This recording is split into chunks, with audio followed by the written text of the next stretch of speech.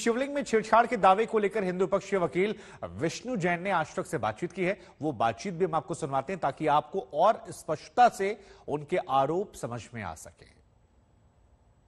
इन्होंने एक बात कही है कि जो शिवलिंग है उसे क्षतिग्रस्त किया गया है, उसका जो चरखी है वो कहीं मिला है, उसमें छेद किया गया है। ये तमाम बातें विष्णु जैन कह रहे हैं। विष्णु जैन जी, आपने ये बातें कही हैं, क्या बातें कही हैं और आपके कहने का आधार क्या है? देखिए, मेरे कहने का आधार एडवोकेट कमीशन की रिपोर्ट है। मैंने कोई ऐसी नई बात नहीं कही है जो इस समय कोर्ट के पटल पे नहीं है।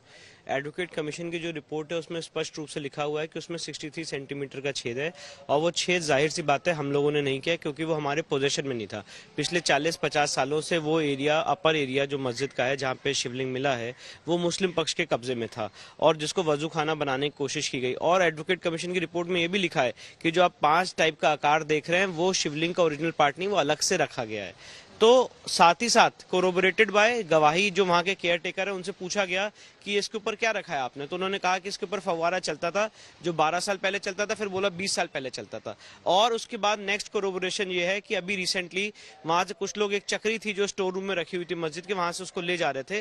जब सीआरपीएफ ने मना कर दिया तो उसको वापस अंदर रख दिया गया क्योंकि वो रेड जोन है, ना उसमें कोई सामान ले जा सकता है ना ला सकता है। ये कब की बात है कि वो चक्री लेके जा रहे हैं? ये 1 हफ्ते पहले की बात है कि वो चक्री लेके जा रहे थे। इसीलिए मेरा कहना ये है, मेरा क्लेम ये नहीं है कि सीलिंग होने के बाद डैमेज किया गया है। मेरा क्लेम ये है कि जब ये उनके पोजीशन में था, इसको एक फव्वारा बनाने की कोशिश की गई है और इसमें छेद किया गया है और वो चक्री जो इनकी पूरी थ्योरी है फाउंटेन की, वो वहां से उत्पन्न हो रही है। और अगर आप देखेंगे तो शिवलिंग का काफी विराट रूप है, 3 फुट का वो करीब शिवलिंग है।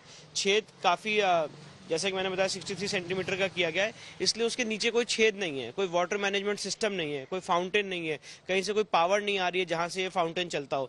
इसलिए मेरा ये कहना है कि ये जो इन्होंने छेद किया है इसमें, ये इंटेंशनली किया है और इसको फव्वारा बताने की कोशिश की है, जो कि एकदम गलत है।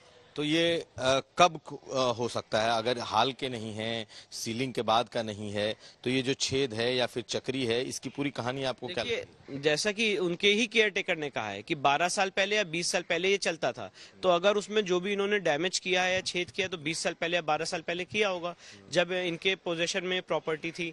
तो अभी पॉइंट इन इशू ये है कि ये सारी बातें जब एडवोकेट कमीशन की रिपोर्ट पे बहस होगी तब डेफिनेटली हम कोर्ट के सामने रखेंगे। अभी तो order 7 rule 11 maintainability of the suit पे बहस हो रही है और मैंने कोई ऐसी बात नहीं बोली जो अगेंस्ट द रिकॉर्ड है। ये सारी चीजें रिकॉर्ड पे है।